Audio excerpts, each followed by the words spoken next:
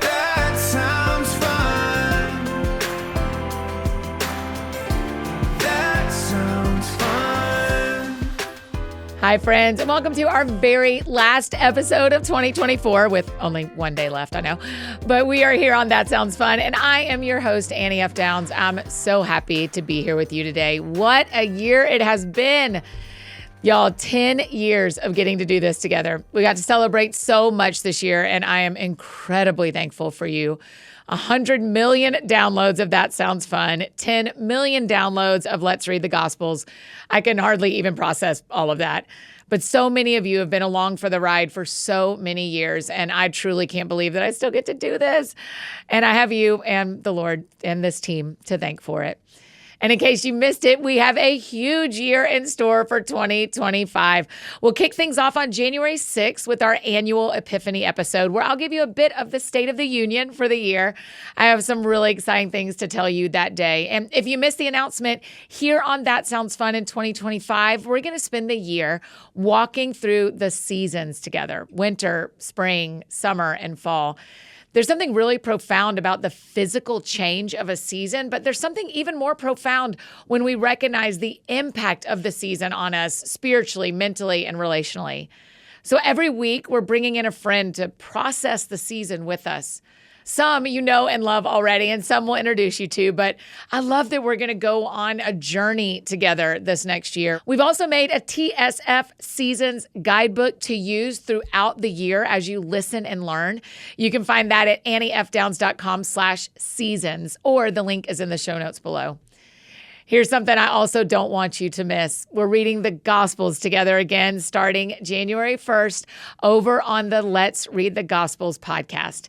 Did we hear from tons of you when we stopped releasing episodes? Yes, we did. And we heard you. So January 1, make sure you're subscribed to the Let's Read the Gospels podcast as we go through the Gospels in the NLT, the New Living Translation. And we follow along with the Let's Read the Gospels guided journal. This is such a helpful rhythm to kick off your year. So go text a friend right now. Tell her y'all should listen together, and make sure you're subscribed so you get a reminder every day in your podcast feed. Today, here on That Sounds Fun, we get to recap this year with another friend that's been along for the ride for a long time, our pal Eddie Kaufholz.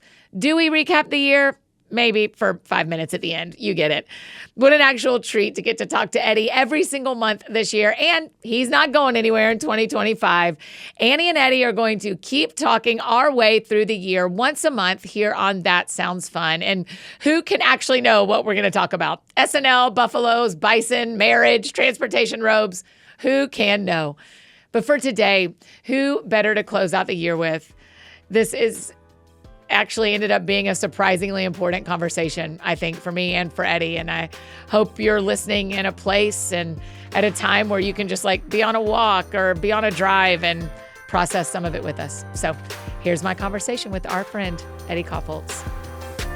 That sounds fun. Eddie, Merry Christmas. And also to you. I am from the waist up, I am prepared to podcast. Let's do this. Oh boy. The waist down is just a robe. It's just an ankle robe. I did get a robe. You did? I did. Update us. So it was the talk of the internet, honestly. It was insanely funny. Yeah. How many people sent me this thing called a dude robe, including you? Oh, dude, I got dude robed so hard. So hard. They were a reverse sponsor. Yeah. And yes, Brian got me a lovely robe at Target, and it has been great, as you called it, a travel robe. It's been a game changer. Okay. Yeah, a game changer. It's lovely. It's a better life in your home with a travel robe. And where does it hit your legs? Yeah, no, that was the concession, because what I learned in the last, it was really a postscript to our conversation when I accidentally said that, and you were like, wait. That made me laugh so hard. It made me laugh so hard. Yeah, it hits right below the knee, just as I believe they all should. Yeah, now you get it. Brienne just got me the robe I should get. That's what she saves me very often from that last 10% of myself, Yes. which is usually the 10% that's going to derail the whole thing. Yeah. Right? Yeah. Like, great, get a robe, do whatever, but then I'm going to choose one that is inevitably way too long and too hot. And it's just the mistake is the last 10%. She saves Is me that the the last benefit 10%. of knowing each other for 20 something years? Is she knows where your 90 will lead and she knows how, like, yeah, I would imagine you do that for her too, that when she gets to the 90% of an idea and you know how to cross the finish line with it? Yeah, I think so. I think so. I Yeah. think also part of it is knowing that I think she knows that I think I have the first 90% figured out, but maybe I Yeah. actually only have like maybe 20% figured out. And then she just kind of like, she just watches me walk through the wilderness for a while and then is like, I'll help you with the little final piece, you know? Got She's it. Yeah. But it's also like a total trust thing, right? Like it's just like, just fully, it's too deep for robes, but it is just sort of like that, like, I don't know what to do here. Can you help me with this? I can't. I'm going to show you my best and worst thoughts here and just save Tell me me, from I mean, myself. this is an early 7 minutes of serious for everybody on our year in review, but a thing I look forward to when I get married is being like, oh, we can just always, like, there's a safe place to just trust and we're going to be fine and you're not going anywhere and all the things. And then sometimes they do go somewhere, right? Like there's divorce and there's death and there's infidelity and betrayal and all sorts of stuff. And they break your heart. And I know that. Everyone I've dated has broken my heart, not even in breaking up, but just in the middle. And so, but tell me for a minute, what does it feel like when there is that person that you've gone, okay, I'm going to go all in trust. I'm just going to go all in on trust. And it's a huge risk, but the payoff has to be huge too. It is, but it's also like, it's not a singular thing. Like the going all in on trust was not. Oh, it's not like a switch. No. It's like any other relationship. Like being married is, I think it's more committal. It's more just like, I'm going to keep going all in, but it's no more magical. Like, it's not like all of a sudden we trust each other more because we're married. We have to continue to work for that. But there had to be a little bit of a, once y'all decided to marry each other, like, oh, this is the person I'm going to do that work with forever. It's the committing of the work. It's Yeah, not it yeah. doesn't automatically make the work.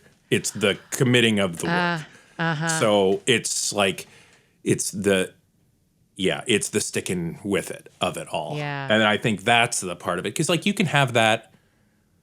I mean, I feel that level, not that same with Brienne, but I feel that level of trust certainly, like with like other friends in my life. Like I feel that in other areas. I feel connections like that, like with my friend Jeffy and with all, he just goes, but it's just Jeff, but I call him Jeffy. No. Well, that's how much we trust him. Right. Yeah. Right. A Jeff doesn't become a Jeffy without some serious commitment.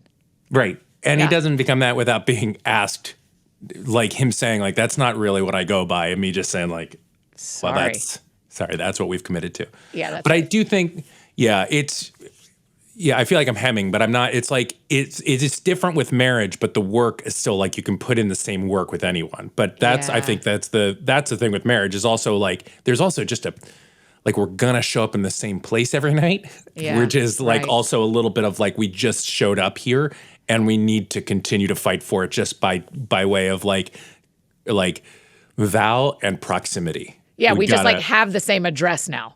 I don't live Right. anywhere else, but I live with sounds- you. And which so sounds therefore, super lame, but like it actually matters. Like we want to Yeah. make this this thing that we're doing pleasant, and so we continue to fight for whatever. Yeah, yeah, that's I just ended it with a really yeah because I didn't interesting. know how to end this sentence. No, it's great. It's one of the things I recognize will be really challenging, and also one of the parts of that I'm most looking forward to is I will look forward to feeling the safety of that amount of trust with someone. I don't know. I mean, I hear Interesting. you. I hear you, but I don't think marriage is the automatic of that. I think you can. I don't know if you can, but I know. I'm like. It seems like I'm like mincing my words here or parsing them, but I'm not. It's like I think that safety and that trust can happen outside of marriage. I don't think it's automatic because it's But none of my marriage. friends are committed to me. Like I don't have committed friends that have said, I am not leaving. And so I think I bet you do. not communicated. Yeah. I don't have any friends that we've communicated, hey, no matter what, we are going to make this work for the rest of our lives. I have friends I've had for 30 plus years out of my 44. Yeah. Yeah. But Yeah. none of us have said, hey, I am not going anywhere. So if we bump into each other, if we move cities, if we have a run, if something goes sideways, we will, no matter what, work it out. I've never committed like that to anyone except Jesus. That is interesting, right? Because like you may feel that way about a friend, Yeah. but you haven't ever expressed it, and That's it would right. be like weird too. Like, hey, before we dive in here on this pasta, yeah. I wanted to just tell you something, Yeah. right? And it's not like it's not a sacrament, right? It's not That's right. it's something you're not doing. Yeah, right. There's a difference. There is certainly a difference, but I still feel like in your like soul of we really got into it, aren't we? Yeah. We're just getting into it. I feel like in your soul, there's that it's not expressed at the same level of like death till us part, because that's the Right. real core of it. Like Brianne Right. and I will not quit.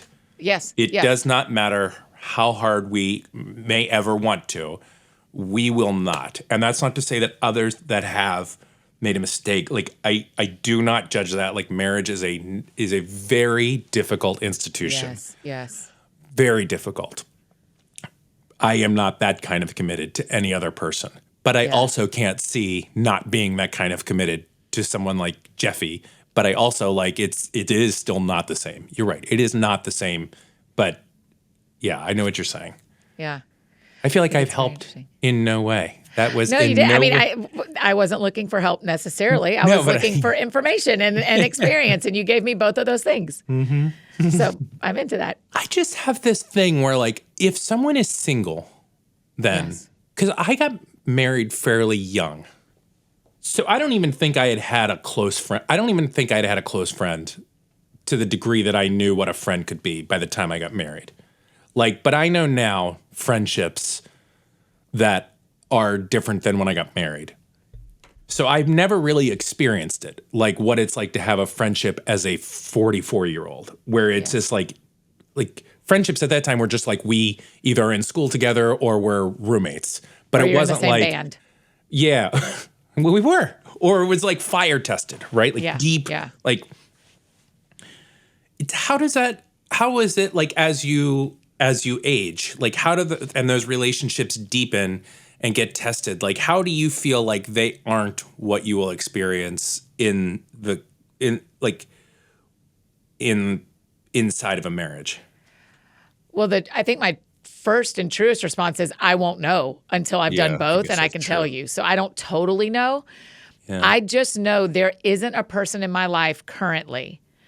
I mean, my nuclear family, maybe, like my cousins, Yeah. my siblings, my parents, my nieces and nephews, maybe would be the closest to no matter what happens, we know each other. Mm-hmm. I don't have a friend that I would say, no matter what, we have mutually decided Yeah. that we will know each other. And so there is Yeah. no place in friendship where I feel fully able to relax into it like a hammock that isn't going to fall. Gosh, I think that is the exact point that I couldn't figure out how to make. So the difference, right, is like we haven't committed, like I have not committed before God and all of my friends and family to a friend. That's right. Conversely, though, I don't feel as relaxed inside of a marriage as I do in other relationships because it's so much work. It doesn't feel more Yeah. relaxing because it's committed. It actually feels more pressing because Yeah, I would imagine that's true because I can walk away. If someone does something stupid, Yeah. technically, I can Yeah. never call them again. Technically, I can go, That's I right. wish you well, and ghost them slowly, and then suddenly we aren't in each other's lives anymore. And no one ever has to know that That's exactly right. Yeah, but in marriage, I won't get to do that, and you and Bree don't get to do that. Right. It doesn't feel more relaxing, but it does feel more satisfying. But it is not, Yes. it is, right? Like Jeffy, who I would like to announce now, I'm never talking to him again.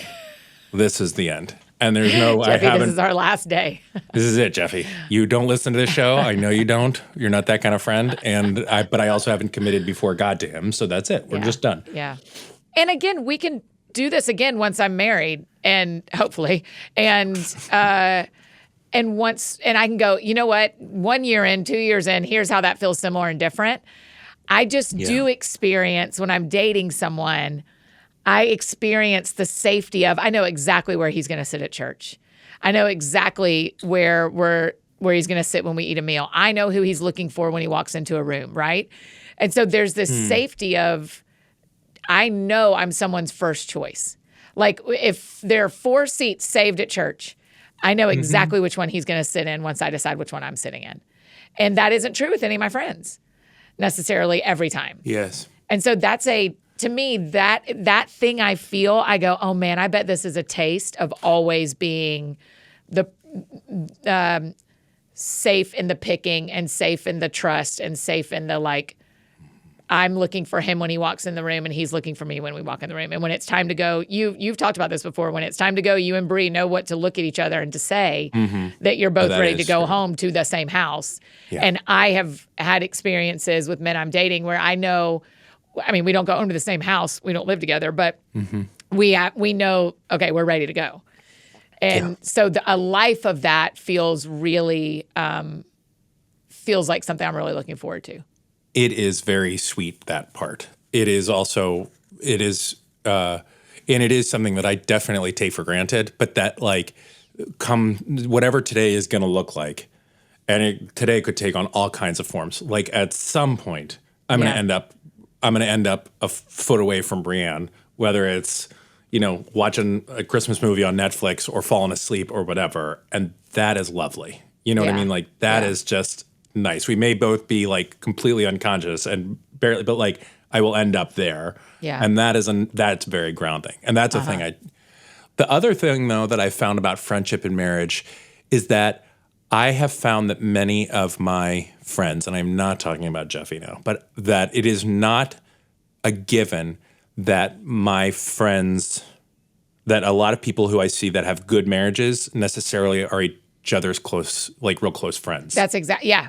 Like I good hope buddies, my husband isn't my only friend once I get married. No, but I have been uniquely, I think it's unique, not unique, but not only friend, but I've been like, I was really close friends with Bree years before we started dating and still are. Like when it comes down to it, Brienne's just always been my pal. Yeah. Like that's who I want to hang out with. If I want to go on vacation, I want to go with her anyhow. It's really convenient that we're married, but that's who I already wanted to be like, okay, what are we going to see and do?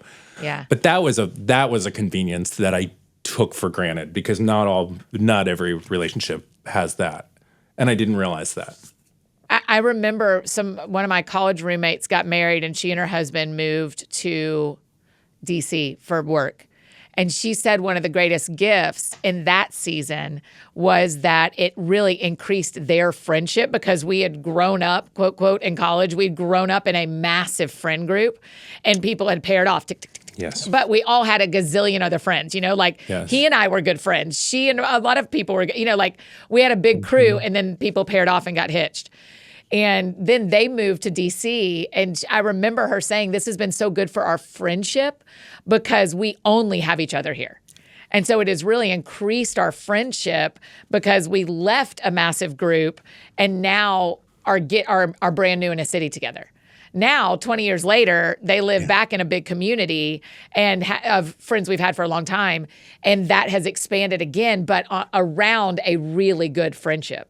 Right. They've grafted back in as a unit together. Yeah. But Eddie, I'll tell you, I sat with a girlfriend of mine a couple of months ago and she was like, I want to be really good friends with a guy before I date him and before I marry him because that's what I've always wanted. And I was like, well, do you have any good guy friends right now that you would consider dating?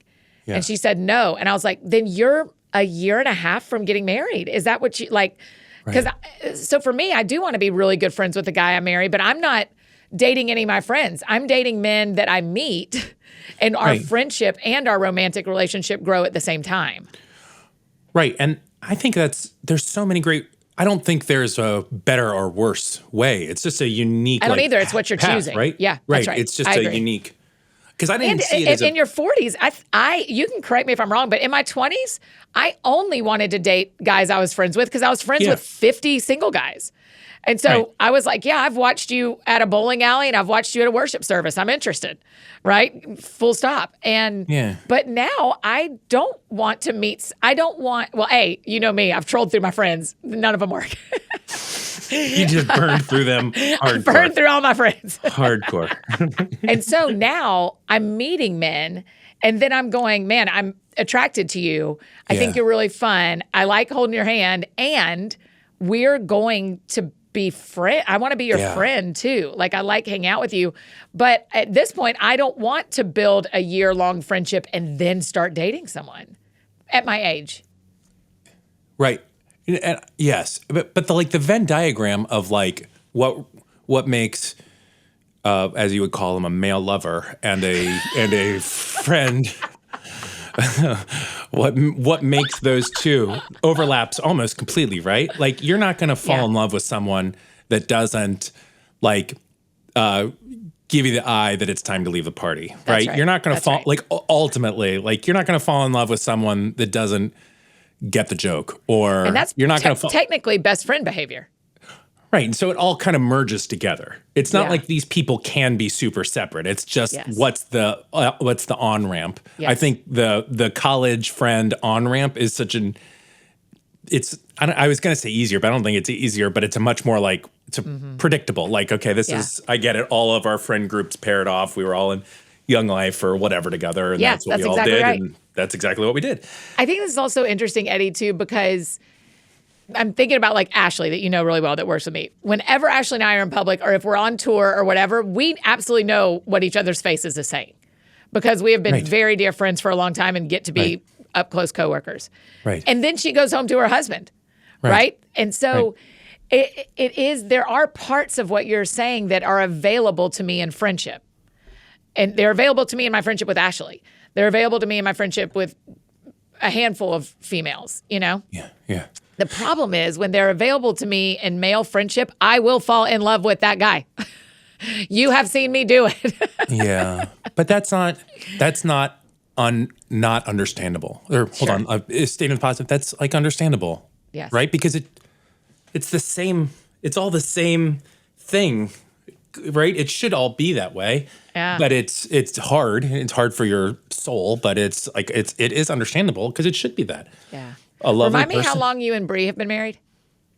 We're coming up to like 20 years. I've been married like half my life. Next year is 20 years? Like 25? Did y'all get married in 05? 20. 24. I think I may have screwed this up. 25. Was 2024 your 20th anniversary and you missed it? Well, you have one day No. left. It's not. That's 19. 20th is next year. I know I didn't. Okay. I know I didn't. Holy I just cow. got nervous because I realized it was being recorded, but I know I'm not wrong.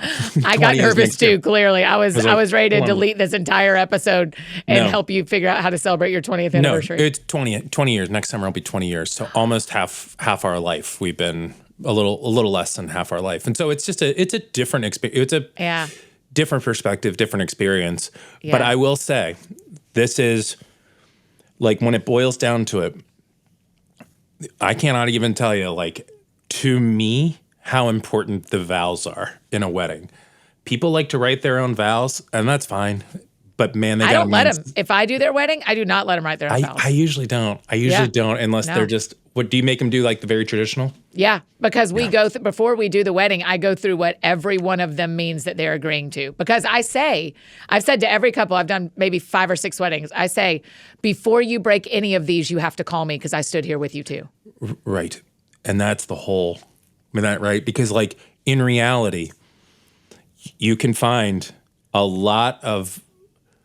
I say this knowing Ashley, but she can find a lot in you, I'm sure, and what she would also find in going home. Not all of it, right? But a lot of it. Yeah. Right? You can find a lot of what you would find in a marriage. In a dear decade-plus friendship. Yeah, and you can piecemeal it together from all kinds of people. But like when you're married, only the vows encompass all of that. And sometimes on dark days, that's all they encompass. And you got to just be like, we are leaning on this. This is all that we've got, which is always when I'm like, please don't go back to vows that were just like, I'll always do the dishes and stuff. I'm like, oh my God, no, you won't. no. You have no idea what you're promising right The now. other thing is, this is the one time you're going to stand in front of God and everybody Yeah. and say the whole thing. Totally. And so I personally always want my grooms and brides, and I want personally to say, like, no, this is the thing that for generations people have promised. And the majority of people who are married sitting in this room have said these exact same things. And when he and I say them in front of everybody, it's going to remind everybody sitting out there of what they said the time they said it. And so I want it to be a communal thing like that too. Yes. It's steeped. It's steeped in old Yeah. marriages. Now, Brie and I actually added 2 lines to the traditional vows. What did you say? I don't remember the exact wording, but it was, I will love God and pursue God. So basically, I won't quit on God, and I will Eddie. love you and pursue you. Like, I won't quit on you, and I won't quit trying. Yeah. Because I didn't think we didn't think there was anything in the vows that were like explicitly like saying out loud, like, I will not quit trying. Because there's a lot that you can just like, that you can say, like, love and cherish, death, money, sickness, health, but it's the day to day. Like, I won't stop pursuing you. Like, I'll basically, it's like that old, like, I'll just keep trying to date you. Like, I'll keep trying to, it basically, however you want to put it, like, I'll keep trying to pour into the relationship. Yeah. And so, Man, I love that y'all said you won't quit on God either. you know, When I got ordained last April of 23, I may have said this to you, but when I got ordained, when I stood up there, I could cry saying this to you. Well, who knew we were going to get teary on the last show of the year? I mean, I said to like a lot of my family came and a lot of dear friends came and the church staff was there and a lot of my team was there. yeah. And I just said in front of everybody, I'm going to ask you to do this 2 times in my life. Oh, Lord. And I will never make a bigger commitment than I'm making to Jesus today and to a man another time. These are the 2 greatest commitments in my life. And I still very profoundly feel that something shifted the day I got ordained in my commitment to Jesus. It changed. Jeez. And the only other time I will ever make a commitment this size. So I in some ways that you're encouraging me in, I have done I will not quit God. I will not quit God. I have, before I ever committed to a man, I committed to Jesus in a new and profound way when I got ordained. And the other time everyone will sit around is when I get married. Yeah. Who performed the ordination? Pastor Doug is the main one at Crosspoint who does it. And then Pastor Kevin did a lot of it too. And then they do Pastor Doug kind of led the whole thing. Like he's in charge of that at Crosspoint. Yeah. And then all the lead pastors from all the campuses and that's cool. my parents were all prayed and did the commissioning part. Were your parents crying like crazy? Oh yeah. Yeah. I mean, there's no way. It was you can't really even. sweet. It was it was just so meaningful to me. I didn't know.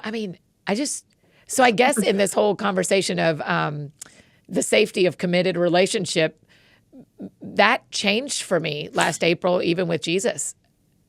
Yeah, there it is. I mean, that one actually, I mean, I don't know if it's more profound, but it's pretty intense. Yeah. It won't be less intense getting married. It won't feel, getting married won't feel more intense for sure. Yeah. Like it's different. But it's, that feeling. Yeah. Did Pastor Doug let you keep the sword you were ordained with? I wish there was a sword. I wish there was a sword. Did you have a sword? No. Well, are you ordained in a denomination? No. It was, no. Are you? No. Mm-mm. Yeah, it was like the non-denominational thing. I was, I always wonder about that. I had gone down a little bit of the path of Methodist ordination, which would have been a whole interesting thing at this point. But I know we talked about that because y'all went to Asbury, and I love Asbury. Yeah, I know loved you told Asbury. me that before. Yeah. No, but yeah, so it's non-denominational, but it's also, it's not less or more. Also, people who hear clicking, I'm so sorry. I have a cough drop in, so I can tell like this mic's picking up clicking. I'm sorry, y'all. I don't hear it. But it's different levels. Your Were you ordination. already married when you got ordained? Yes, Yeah. But y'all didn't y'all? I mean, didn't you go to seminary? I did, but I went for counseling. Oh, right. So I went for right. feelings. I Right. have my master's in feelings. Which is so impressive because I don't even have a bachelor in locating my feelings. So I am I'm very pretty sure you have an impressed. honorary doctorate at this point. If not, with your last book, you get it. Right. That sounds fun. And now back to our conversation with Eddie. That sounds fun. Do you at all think in your head what clip they're going to pull for the Instagram reel? What's Jenna going to go like, you know what part everybody needs to see? Sometimes I know, sometimes I don't. Sometimes This I one don't.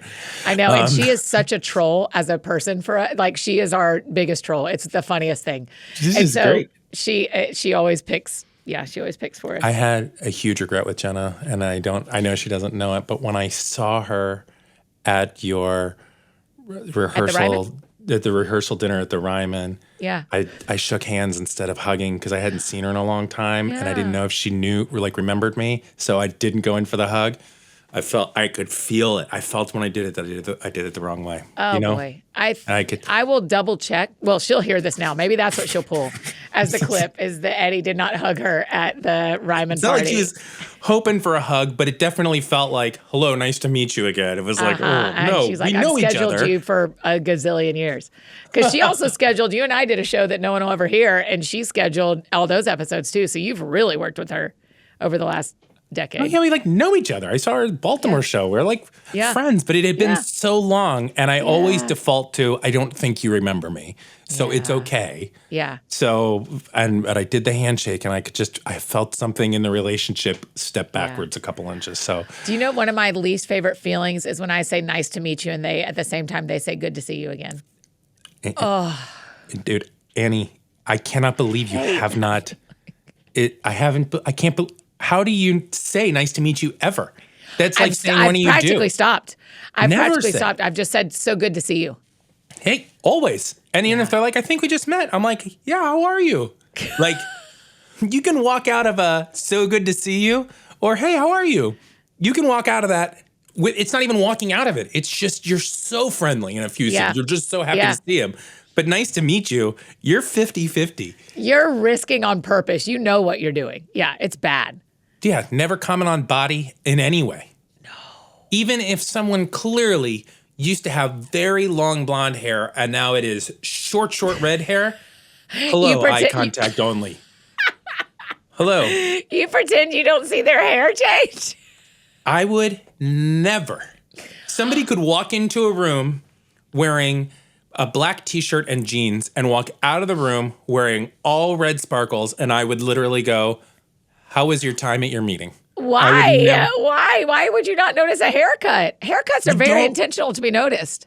You got to be real. I got to be like buddies, close. Okay. Like I would say to you, hey, did you get a hair thing done? But most of the time, there is no comment on physical anything ever. Do you know what's funny is I am so much quicker to compliment a woman on the streets in New York that I've never seen before and will never see again than one of my actual friends because I'm just shouting her down. I'm just giving her flowers out on the streets of New York and being like, you are doing that coat exactly right. But when it's a friend who you've seen their body and their lives over 4 years, there's do I look better than I used to look? Is that what you're saying? Is this actually not fitting? Like, there's just, there's a lot more baggage with real friends complimenting them than shouting up people on the street. Right. This is the first compliment you've given me in 4 years. And it happens to be because of a shirt that you don't even know that I'm wearing, like shaping stuff underneath. And now you've made me feel like crap. Yes. So. But the lady on the street, I don't know any of that. I just know this coat looks so good on her. No. And she and she couldn't have killed it harder. And so I wish her well and I tell her. That's one of my favorite things about New York, Eddie, is people compliment each other on the sidewalks constantly. Really? Oh my gosh, constantly. It is wild. It is wild. I always thought it was like wear black, eyes avert, never look at each other. That probably is true in parts and in times of the day, maybe, or in certain neighborhoods. But where there's more tourists, that's probably true. Yeah. But like in the neighborhoods I frequent and where I live, No, Yeah. it is. I mean, there was a girl who couldn't get her credit card to work. You know, it's just like a beep on your phone. And so I just reached over and beeped her in when I beeped myself in. And she was like, thanks so much. And that shirt, I was like, thank you. I am just citing how I feel about it. She was like, it's perfect. And then we never shall two paths cross ever again. I beeped her in. She liked my shirt, and we were done. So and you that read about her in the happens news because 4 she just times a committed day. the perfect crime. That's right. Right? How they have never found her again. She's like, I'm going to put on a cute shirt and wait for some unsuspecting girl with a southern accent to beat me in. I need you to know this is the first time in real time I'm realizing they can trace every time I get on the subway. Yeah. Every time, everywhere. All the time. I've never one time thought about that if someone was like, where was the last place? Well, she paid for a subway ticket at 57th at 8 a.m. Yeah, she beeped in right there. Never in my evers have I thought about that can be traced. That's great news. Great Oh, news. yeah. It's all 100%. This is all, the perfect crime is happening right now. They're listening right now. The FBI is listening to the podcast. Well, And they're fans of you. Huge fans. They're like general level fans. Huge fans. Eddie, one major Christmas highlight that we need to talk about, like this is like a news article. So breaking news. Yeah. Have you heard of Tally the Elf? Do you know this Disney World story? Nope. Okay. Not a thing. Like you got to start from ground zero other than I know what I know what Disneyland is. Okay. Disney World, where you used to live, Orlando. That's part of this. Which I found out recently and may not be true. I found this out on an Instagram post. World has ORL in it, like Orlando. I saw the same post. And land has LA in it, like, right? But that can't be right because Disneyland is not really in LA, but it's like a good way to remember it, right? It's got to be. I mean, that is one of the most fascinating reels that has ever passed across me. And it's on a news thing. It's like they did it in a Sunday night news reel or something. Yeah, my algorithm is chock full of Disneyland adults doing behind the scenes stuff. Anyhow, but I don't know about what you're about to tell me. This is why I thought Tally the Elf would be in our Venn diagram of Discover page would be the dead center. Mm-hmm. There's a parade every day at Disney World for Christmas. Yeah. In the parade, there are elves walking around. There is one young man named Tally the Elf who is walking around and walking up to people and saying, "What's your name?" And they'll say Eddie, and he's looking to see. He has the tally. He has Santa's list, and he says, "Nice," and he says, "Naughty, naughty." And when he did Ashley, he said, "Ashley, we expect better of you." I mean, he's very funny. He's very funny. Funny. I'm surprised they left that at Disney. That's a little bit. Yes, Disney's like endlessly positive. And he's, you still got time. You've still got time. And sometimes he erases them off the naughty list and puts them on the nice list. And he's great. That's amazing. Tally's great. Well, going very viral in December. Yeah, I mean, just like going everywhere. Which is, again, I'm shocked you haven't seen him. Now you will because I've said it out loud. Yeah. People, this is why we can't have nice things. People have figured out his real name and his address. And so now people started yelling his real name in the parade, and Disney took him out of the parade. He can't be Tally the Elf anymore because people found his real self and his real life. Why would you do that? Why would you wreck it like that? Because those performers, I know a lot of those performers back from my living in Orlando days. Yes. They deeply value the story that they're a part of. They don't want to be a part of that's got to break Tally's heart. I know. It's very sad because the videos are hysterical. He's brilliant at it. And now he doesn't get to be, so says the internet, he doesn't get to be in the parade anymore because people took him out of the fake and made him a real person. Oh, that is a hard, I know. What's going to happen to him? I guess he'll get put somewhere else. But now I'm like, well, now everybody knows Tally's face. I know. He still has a face. Yeah, he's going to have his fake hair, but he's going to have his head in a goofy mask or something. They're going to hide him. My curiosity is, did they switch him? Because there's these bears that walk around, elf bears that walk around with the elves. I wonder if they'll switch him to an elf bear and let someone else be Tally. Country Bear Jamboree bears? No, they're like gingerbready kind of bear looking things. They're like cookie looking bears and that are about the same height as everybody as the other elves. So we have someone on staff that used to be friends with some of the characters at Disney. She used to be an employee. You know, Heather. Oh. From our, Oh, yes. from the network. Yes. I didn't know She has was lots in- of great Disney stories because she used to be, quote, friends with Yes. Mulan. Oh. Yes, we had Disney, a few princesses, Yeah. real life princesses that Yeah. went to our church and things of that nature. And But they all take it so serious. and for life. Yes, to this day, Heather will say, I was friends with Mulan. Yeah, they And I met do not. a Disney princess in Disneyland at a church, and she said, actually, I was friends with Cinderella for a long time. Would you guys like to go to Disneyland? I can help you get in. I was just friends with Cinderella for a long time. Yeah, they don't. I you're love 40. that. But that's I feel like the people on the other side who found out the name broke the Yeah. contract. Yes. Like we're all Tally supposed didn't to break keep the this up. contract. No, Tally was doing exactly. I had a Yes. friend, Stu, who does not work at Disney, so I can blow him up now, but he created a character at MGM back in the day, and he was like What's MGM? I don't remember that. Is that another park? Was that like Universal? It's still there. There's 3 parks. There's Epcot. Well, there's 4 parks. There's Disney, or Magic Kingdom, Epcot, Animal Kingdom, and MGM. It's Hollywood Studios. Hollywood Studios. You're right. Sorry, right. it was started being called MGM. That's Yes. like when it was. Anyhow, he developed his own character, and it became super popular. But no one ever. But he would do this thing like Man on the Street, and he would just like get people. He would start with nothing. Yeah. And he would just gather actual people and do a talent show out of people that were just walking by. And he was just this great convener of people. And people loved him, but it was all pre-internet, or he would have totally gotten blown up. Yeah. But like we all knew it. And even when we saw him there and he said our name, we called him by his character name. And he would call like, oh, it's Eddie and Brienne. But you never break the thing because you know this is such a special thing. Like that he's able to do this. Yeah. He was also the MC at our wedding and was magnifique. I mean, just absolutely what you would want an MC at a wedding. But yes, that breaks my heart. Okay, well, that was a great story. Tally, I just didn't know if you'd seen him. What's on your list for us today as we recap 2024, our end of the year review? The importance of marriage. That was all. Yeah, nailed it then. Okay. How was your year? Anything to talk about? I mean, this is like is this the last of our yearly recaps. Yes. And this is also the carrying of the tradition that we've been doing since 2016 together, Yes, which by the way, thank you. Oh, thank you. Year in Review thank is you. one of my favorite episodes. And thanks be to God, you've agreed to come on the show continuing once a month in 2025 so that we can just keep talking.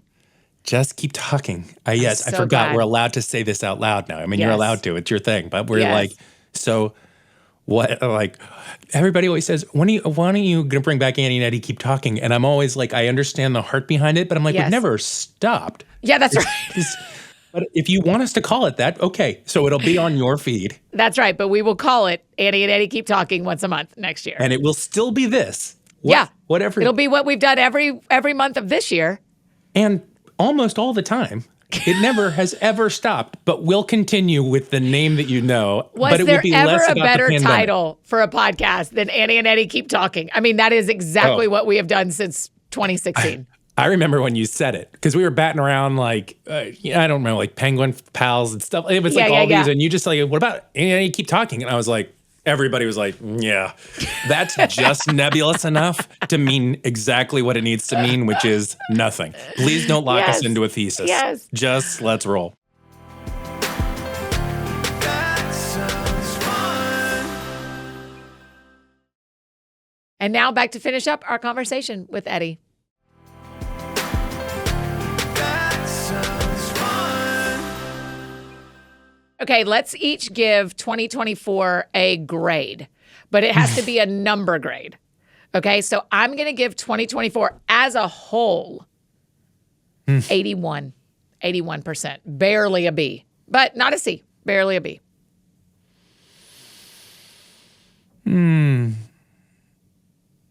That is so hard. Every year, and I wonder if this is just being an adult. I wonder if this is, I listen back to our shows. Sorry, I don't mean to get too, I go back to our old shows.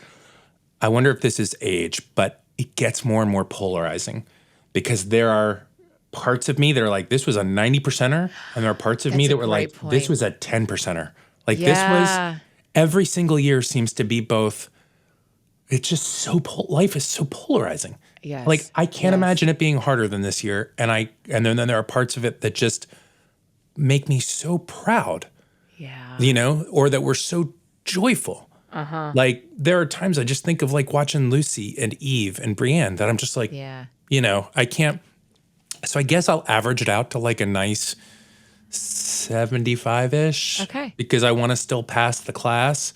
But I Wanna also, pass 2024. but I don't want to negate the fact that it was a really intense year. Yeah. But at the same time, there was a lot of joy and beauty. And at the same time, I cannot, I don't want to be emotional on a podcast. I don't want to negate the fact that like Brienne is just such a good friend and such a good wife. And Eve and Lucy are so brave and so good. And they're such good friends. You know, you cannot, that number thing has really thrown me for a loop-de-loop. I've also been up since super early this morning and I'm in like a really weird headspace. I just got up early, so I'm like very like heady right now. So this has been definitely an episode where I feel like we're just like, let's wax poetically. I'm not going to give you a number. I'm going to talk 8 minutes about a 75. You know what's funny is I had a very similar morning where I sat with the Lord and felt some real direction in my prayer and in my scripture reading. And I was like, oh, this is, and then a friend of mine, 5 minutes before we started, voice memoed me a dream that he had that was the same thing that the Lord and I talked about this morning. And so I came into this with this, I'm also here with this heightened, like, God is telling me, like God is on the move and helping me. And so I came in a little headspacey too of like, man, what a kindness and what an interesting life we get to lead.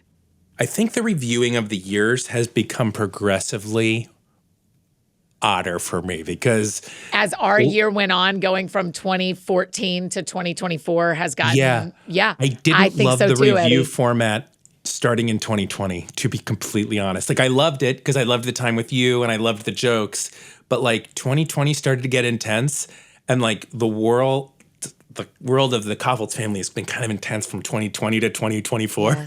Yes. And this year was one for the record books. Yeah. And so it's just been like, wow, man, it's just been wild to look back on a decade. And I'm very not nostalgic, but I also like, there's just been, it has been, I think I've appreciated the discipline, but I'm also ready for it to click over to 25. Yes. Like I'm like, Yes. I don't think I'm we ready. could have predicted when we started doing like a year in review that the intensity we both experienced in different ways, obviously, and in different amounts over exactly the same ways. the last 3 to 4 years Yes. would play out in the episodes and be like, oh, I don't want to joke about 2022 and you don't want to joke about 2023. And No, and so I did not predict that. I didn't think about that because 2014 and 15 were funny and silly and us talking about what movies came out, you know? So Yeah, I will say one of the best moments though, 2024. There were 2 things: walking around downtown Nashville the day of your show, yeah. and going to get donuts at some place and meeting, I would say, half of the people that ended up being at the Ryman that night. Everybody was so sweet. We all ate donuts Yeah. and drank coffee and chatted about what was going to happen that night. Yeah. And that I didn't know who the mystery guest was, even though I Yes. did, and all of that, right? And then seeing you that night, like that has to be like 2024. That was a good part of the year. Yeah. Like I know we've Thank talked you. about it a bunch, Thank but you. that was a good like, 2024, that'll be. And I saw Wicked. It is on my list. Oh my gosh, it's on my list. You saw the movie, you mean? Annie, I have never read the book, seen the play. I didn't know the story. I didn't know anything about it. And I now went you into only the- know half. You only know the first half anyway. Right. I sat there with Lucy and learned. I saw it all for the first time, heard all the music for the first time. do you think? It was astonishing. It's absolutely astonishing. And Cynthia Erivo, Yeah. is as captivating an actor. I have never. she's just She like beautiful. pulled me in hard. I know we Yeah. have to. I know we're probably at time. No. This is it was- what I want us to talk about. I can't even believe the story. I don't even know. I have like guesses about the second half that the whole world must know. But like, will you please make the guesses out loud, and I will make no response with my face. do you promise? Yeah, I promise. So I can't figure out in time who's who. Like, does Dorothy, like all of this is happening pre-Dorothy. Like they're in school Yes, pre-Dorothy that's true. and everything. That's established in Act 1, yes. So I'm trying to figure out if some of the people from the movie turn into Scarecrow, Tin Man, Lion. Oh, interesting. Like, do those storylines ever connect, or is Wizard of Oz its own thing? Like, because you could totally see, like, there are people that sort of have those sort of like looks and vibes and characteristics.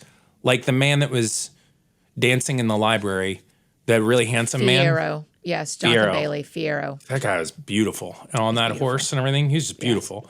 I was like, is that guy like, he could be Scarecrow-y. Like, he has that kind of like real friendly. And so that's what I was trying, but I don't even know the real character's name. So I'm sure I'm wrong, but I was like trying to figure out. So, that's all I could try to guess, but I don't know anything that happens. Does it make you want to see the musical before next November when Act 2 comes out, or does it make you want to see Act 2 and then go see it as a musical on stage? It kind of makes me want to read the book. So I've never read the book, but the book is apparently pretty different. Ooh, no, then I guess the musical. I guess There's I'd a want to few see more the musical. peppers, a few more spice peppers apparently in the book than there are in the musical or the movie. Yeah, I guess I'd rather see I'd like to see the full musical then. Yeah. You should, and Mary Kate is Elphaba in New York until March 2nd. So if you can get everybody up there January, February, you get to see the premiere Elphaba in many people's esteem. The premiere stage Elphaba. So Yeah. I loved the movie so much. You loved I it? thought it was, it's just a beautiful What'd you like version about of a show I've seen 1 bazillion times. Was it pretty different? Like, how much did it pull? Did it have like, It's almost exactly the same from the musical. Yeah, it's very, awesome. my friends have been in it for a long time. I've gone and seen it in a lot of places. I was a fan before I was friends with them. So I know a lot of the dialogue. Yeah. I can almost one-man show that thing probably. And they are very close in a lot. There's some additional for sure, but they're very close in a lot of the dialogue. yeah, I thought it was beautiful. The only downside, Eddie, I said to a friend of mine in New York, the only downside is, some of the beauty of live theater is what you have to imagine being there. yes. And people will never imagine shiz anymore because now they've seen this one director of a movie created. And they'll never imagine the train that takes them to Oz for Ozmania or Wizmania and all that Totally. stuff. And so I sometimes am sorry when stage goes to movie. Though Hamilton, I would love to see the same director do to Hamilton what they did to Wicked, because I'd love to see it. It would be amazing. It'd be amazing. But it's the Harry Potter effect, right? Like read Harry. If you have no interaction with the story, read it because the movies are so dang good. You're never not going to see Daniel Radcliffe as Harry Potter. You're never not going to see Hogwarts as it is. Yes. So that's my only complaint about the movie is it will erase my imagination of what I thought Shiz University looked like and what I thought it, because in the show there's a very you don't know, sorry. In the show the Defying Gravity, when she is flying around in the movie, it's this incredible moment where they lift Elphaba to the top of the stage and they have this black cape that stretches almost the whole stage. So she kind of hovers over the audience. Cool. It's unbelievable. And it just takes your breath away because she's singing that song and she's 30 feet above you and she's just letting her rip, Tater Chip, Yeah. And now they see her flipping upside down on a broom and busting out a window, Right. So it's just a little bit different. The imagination is gone from it. Yes, it's interesting to hear your take on it because you are such a student of it. I would love to know what your actual Mary Kate, like your friends think? They of it? love it. They genuinely love it. I've asked them in a public way and in a private way. They just think it is. And it has done such good things for the musical. It's selling out. I mean, Wicked was Yeah. already pretty sold out, but now Yeah. it's selling out all the time and people are really excited about it and they know it. And so it has been I haven't heard anyone inside the Wicked world Yes. wish that this had not happened. Everybody is thrilled. I love it. Yeah.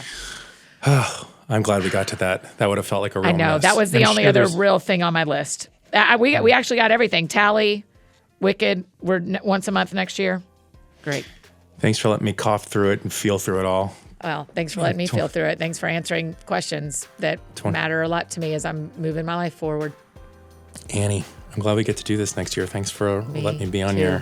your big show. I love it. I love I getting to do this. don't with you, have Annie. any real commitments with any friends, but I love that we get to keep talking. So I hope we get to We're keep in. doing this for a long time. We're not declaring before the Lord that we're in, No. but we're pretty close. We're Yeah. right here. We're Yeah. declaring before the podcast audience that we That's right. will That's indeed right. do a That podcast. We will indeed do this. Yes, we're at least committed for one more calendar year and hopefully One more forever. calendar year Yeah. of continuing to talk that we've Yeah. never really stopped. But That's we'll, right.